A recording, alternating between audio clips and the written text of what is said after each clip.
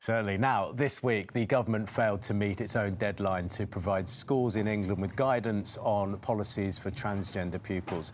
Among the most controversial issues the guidance was expected to address is what schools should tell parents if their child wanted to socially transition, meaning if they wanted to change their name, use different pronouns, or change their appearance or clothes. Now, the delay in publishing the guidance means that English schools go into the summer holidays without clarity on how they are expected to deal with the issue.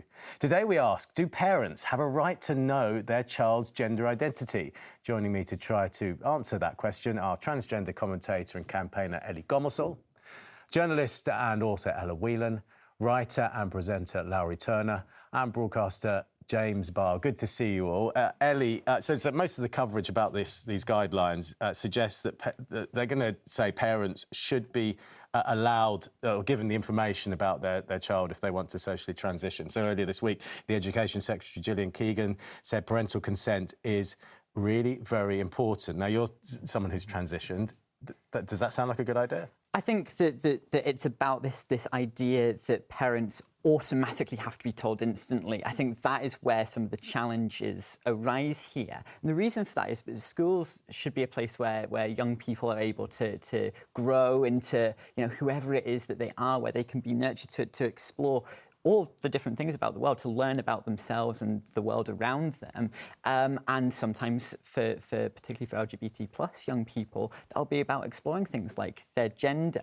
And I think it's really important in those circumstances, they've got someone at the school, a trusted adult, whether that's a teacher or someone else at the school, who they can go to if they've got some of these challenges, if they're struggling, if they're questioning things, if they want to confide in someone. So they should tell the parents, but maybe later? Or Well, I think that in an ideal world, I think the vast majority of parents really want what's best for their children. And I think that's really important. I think that in terms of the schools, they should be able to support the child or young person to be able to get to a position where they can talk to their parents. But the problem is that when you have this blanket rule that the school automatically then has to instantly tell the parents, what that does is it means that the child is going to suppress, they're not going to tell anyone, it's going to take even longer for the school and for the parents to find out. Just before we move on, I just want to get to the crux. So you're saying that we should tell parents, but eventually?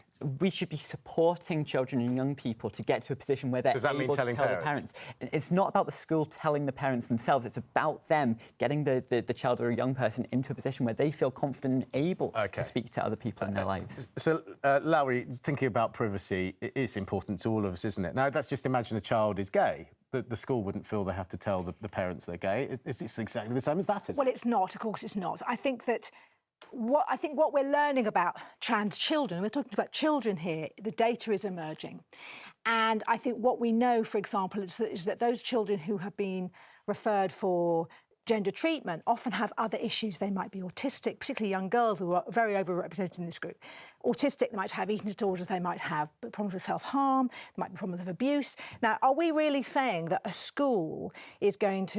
child's going to come to the school and say, I want to be called by the opposite gender, and the school is going to say, fine, I won't tell your parents, because the problem with that is it's a real safeguarding issue, that you're not then providing the referral that will care for that very vulnerable child that child needs. And my concern is always the child, and is the child receiving the care that they need?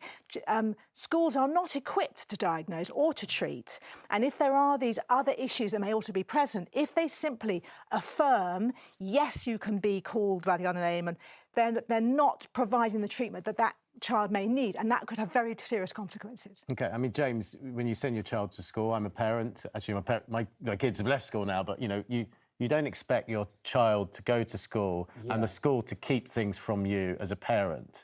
I think we all want the same thing here. I think we want children to feel safe, comfortable. We want teachers to feel empowered. We want parents to feel respected. All of those things are needed. But when we're looking at this issue where schools will effectively be legislating outing children to their parents if they might not feel comfortable to do that yet, that's very nanny state. That's a real privacy issue. And once again, the Tories are now using our children as a pawn to distract us from the real issues that are actually happening. Well, what about the points that Lowry was making? Well, I grew up in Section 28, so I disagree with what Lowry said just there. When I grew up, and this is very personal for me because I wasn't allowed to be myself at school. So Section 28 banned people from talking about sexuality in school. So my teachers weren't able to acknowledge that I was gay, which led to a lot of bullying, some sexual abuse, quite a lot of serious stuff that happened because there was just silence. And I haven't talked about some of that before. And so it's a really emotional thing. You can't just out children in that sense. I think within the gay community, I understand that they're projecting their own experience of the past onto what's happening now. But what's happening now is different. And to assume that parents will not support their child, to assume that they are toxic and they'll, in a way, separate the child from their family, I think is really dangerous. Larry, there are so many... Because parents need to be part of this conversation, because this is about children, what's going to happen. We're doing an experiment with our children at the moment, but without parental consent. Trans people have always existed, and I think it's really important. But there's a massive social contagion among young girls. That's absolutely untrue, and that's not an OK thing to say on television. I think it's entirely... There's not a social contagion. I'm the parent of a 16-year-old girl. I can see what's happening among her friendship group, and it wasn't that's happening when I was at school. Language, isn't it? It's very strong language. I think it's exactly what's happening. It's not, Larry. That's not true. It is absolutely unfair. That's literally the same argument as saying gay people, hearing about gay people. No, but you see, you're projecting your own experience onto young girls. We're not actually having a debate about whether trans is what you were calling it. We're actually talking about whether parents... But, OK, we understand that what we're actually having a debate about is parents and whether parents should know. And I understand that you feel very strongly about that. As a woman, I'm allowed to talk about young women. I will not be silenced. I know, but that's not what the debate... I understand that, Larry. No, I have the right to free speech as well. And I think it's really important that women are allowed to speak about their own experience as a young woman and to speak for other young women. Larry, I'd like to hear what Ella has to say on this. I completely agree, but I just... who's not being asked to speak.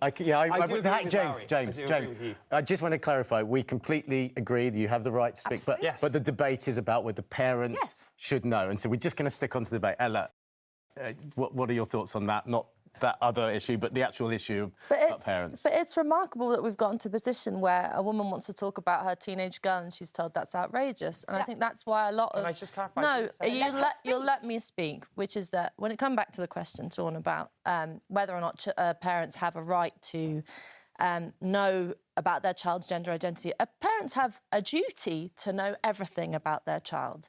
It really actually sends shivers down my spine, the idea that we would be interfering to such an extent into the parent and child relationship as to if you're saying to a child, it's OK because at school you can be someone different. Actually, it's quite extreme. You know, the question of trans is different from the question of gay. Because this isn't just about who you fall in love with, who you are attracted to. It's about fundamentally changing your identity from male to female to male, whatever. That's a big thing. And if you're saying to children, you can be this other person at school, don't worry, we won't tell your parents. What that's saying to that child is to feel suspicious about their parents, to feel frightened about their parents, to think, why is it, particularly an 8-year-old, thinking, why is it that this stranger, my teacher, who I've only known for maybe 2 years of my life, suddenly has more care and more understanding of me than my mother, who's known me since she gave birth to me. I think that is a really dangerous thing to set up. Is it a bit naive to say that all parents will react in a positive way, or a positive to the child's well-being way? Well, this is the thing. I'm certain that none of us here are thinking that a school should do nothing if they suspect physical abuse or, genuine neglect, things that we all agree are genuine safeguarding concerns, and schools intervene in all kinds of situations, as they should, when a child is genuinely in danger. But I don't think a child is genuinely in danger if they go home and say, Mum and Dad, I want to change my gender. And the parent says, hang on a minute, I'm not going to immediately affirm this. We're going to maybe have a conversation, or even I'm going to reject it. Because there's, we are... I know you want to keep it to sort of a we have small to, debate. We've only got 12 Absolutely, minutes. But I think it's indicative of the fact that this question opens up so many other questions about parental authority, about actually, we're not settled on the question of transgender. It's had a big debate whether, you can talk about sex not being real and all these things. These are big debates. But I think it's hard to narrow down into, a simple question of whether parents absolutely are the #1 people who should answer to their kids, who their kids should answer to. And moving on from that, actually, the next step of that is actually, Ellie, what teachers are working really hard. They've got a lot on their plate. Schools are in this difficult position, aren't they, where they're not getting guidance. It's asking teachers quite a lot to be making this decision as well, when parents could be involved in the conversation. Well, this is, I think, the problem that this is trying to and failing miserably to solve is the fact that actually teachers, I don't think, are always really confident in terms of how they can best support young people when they do come out as LGBT+. And the solution isn't putting them into a position where they feel like they're then forced to tell parents about something that might be really, really difficult for that young person to have told them. I think what it is about giving teachers the support and training that they need to be confident. Now, look, this guidance is for England. I stay in Glasgow. Just a few weeks ago, Glasgow City Council unanimously, all of the councillors, including the Conservatives on the council, voted to increase the uptake of LGBT inclusive education in Glasgow schools to 100%.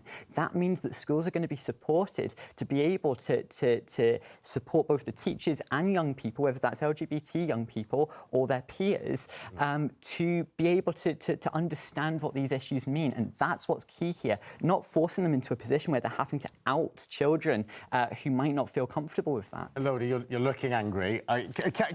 Can this be solved with... Don't read my mind, but carry on. I'm glad I made you smile there, but can we solve this with education, teaching? No, well, no, of course we can't. And it's a lot to ask a school to do because they are there supposedly to educate our children. My concern is that a person I don't know is going to be talking to my child about a very difficult situation. And that worries me. I think the parents have to be involved.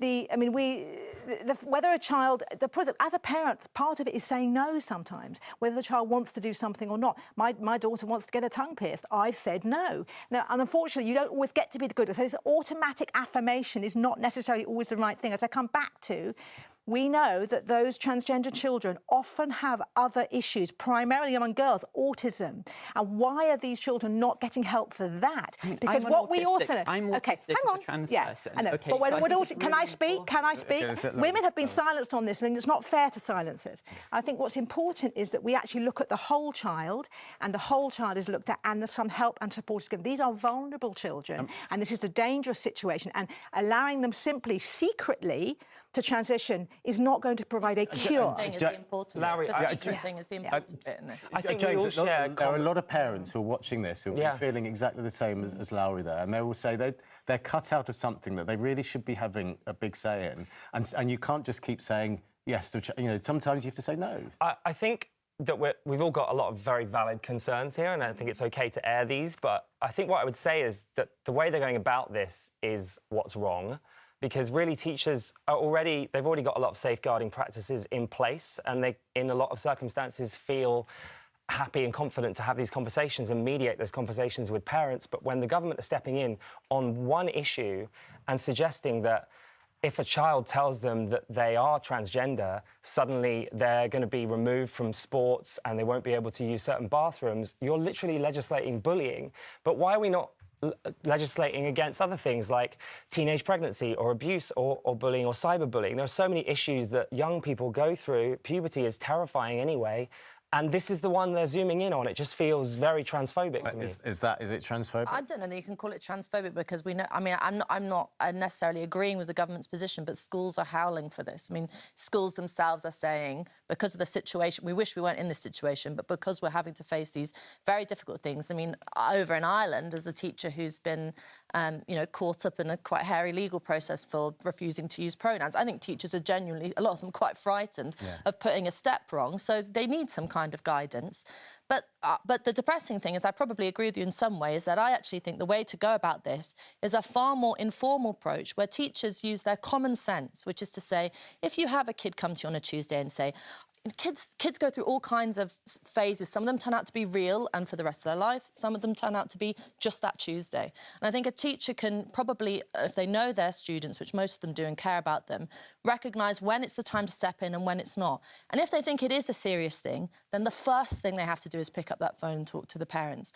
Because if you have a situation in which we're suggesting that the state, you called it the nanny state, the state, via teachers or politicians, have more interest and a better equipped to deal with kids than their own parents, then I think we're in a very dark place. Really briefly, Ellie, where do we go from here? I think that, like I say, in Glasgow, for instance, and actually across Scotland, we've got inclusive education schemes that means that, so for instance, for myself, as someone who's done teacher training, we're able to be in a position where we feel really confident and able to support children and young people to grow up into the brilliant people they're going to be, rather than this sort of idea of getting them into a situation where they don't even feel like they can tell a trusted adult at the school because they're worried that they're going to then pass it on to someone they don't want them to. A fascinating debate. Thank you all very much for coming in, and it'll be interesting to see when the guidance comes out and what it says, Holly. Yeah, clearly.